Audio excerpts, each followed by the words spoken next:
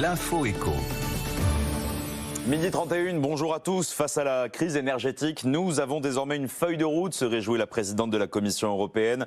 Les mesures précises restent en négociation, mais les 27 entendent favoriser les achats en commun ou encore mettre en place un mécanisme temporaire de plafonnement du prix du gaz.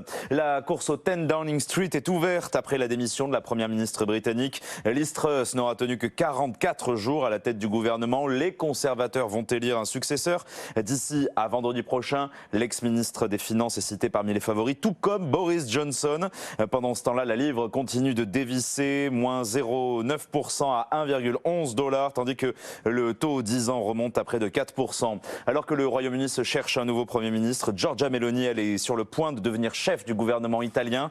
Après la victoire de son parti post-fasciste Fratelli d'Italia aux législatives, la dirigeante du parti d'extrême droite a été reçue ce matin par le président Sergio Mattarella.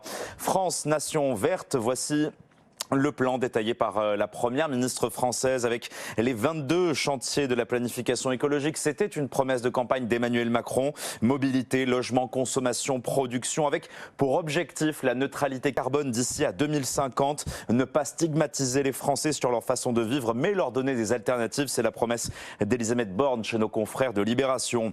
Renault confirme son retour à meilleure fortune. Le groupe aux losanges a dévoilé un chiffre d'affaires en forte progression, plus 20% au troisième trimestre. Les problèmes de production continuent certes de brider les ventes, mais celles-ci se font à un prix unitaire beaucoup plus élevé.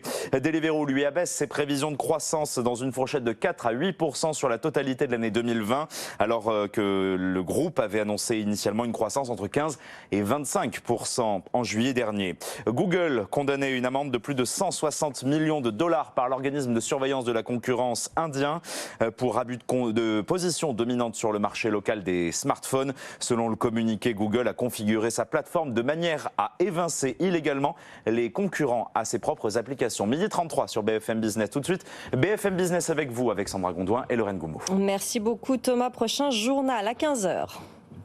Retrouvez